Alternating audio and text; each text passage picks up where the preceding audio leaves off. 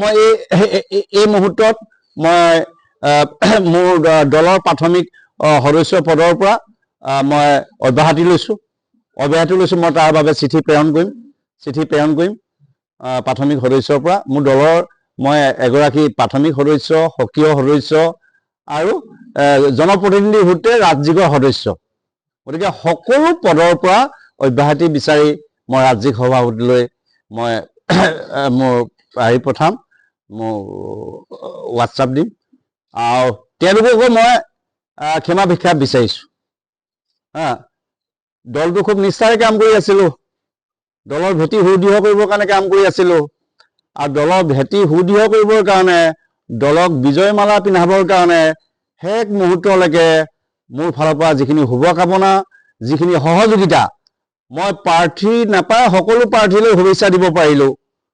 চৰকাৰ ডক্টৰ হিমন্ত বিশ্ব শৰ্মাৰ নেতৃত্বত কৰিবৰ কাৰণে ৰাইজক আশীৰ্বাদ দিবৰ কাৰণে অনুৰোধ কৰিব পাৰিলোঁ। তাৰ পৰৱৰ্তীত মোৰ দায়িত্ব কি হ'ব, যথাস্থানৰ পৰা য'ৰ পৰা যি আহিব লাগে সেই দায়িত্ব মোক কিন্তু ক'ব পৰা নাই। মুখ্যমন্ত্ৰীৰ প্ৰতি আক্ষেপ আছে আপোনাৰ? মোৰ কাৰো প্ৰতি আক্ষেপ নাই। যিবিলাক সিদ্ধান্ত হৈছে, যিবিলাক কাম কাজ হৈছে, য'ত ৰাজনৈতিক অবিচাৰ হৈছে, যিটো অন্যায় হৈছে, তাত মোৰ আক্ষেপ আছে। ৰাইজে কলৈ যাব এতিয়া, কলৈ যাব, কি কৰিব? গতিকে ৰাইজে কৈছে যে বিহপুৰীয়া সমষ্টি ৰাইজ অভিজ্ঞতাপুষ্ট ৰাইজ, বিহপুৰীয়া সমষ্টি ৰাইজৰ প্ৰতিনিধি এবাৰ দুবাৰ নহয় 4বাৰকৈ পঠাইছে। আৰু তেনেকুৱা প্ৰতিনিধিয়ে চৰকাৰৰ মন্ত্ৰীও হৈছে।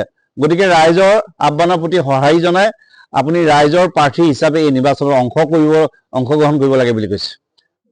আৰু যদি নিৰ্বাচনত আমি অংশগ্ৰহণ কৰিবলৈ এতিয়া আমি এই যাত্ৰা কৰিব বিচাৰিছোঁ, তাৰ বাবে মনোনয়ন দিব লাগিব। মনোনয়নৰ অহাকালি অন্তিম দিন। এতিয়া আহি এটা সিদ্ধান্তত আমি উপনীত হ'লোঁ, অহাকালিলৈ আমি মনোনয়নত ভাগ ল'বৰ কাৰণে যাম, মনোনয়নত ভাগ ল'বলৈ যাম। কিন্তু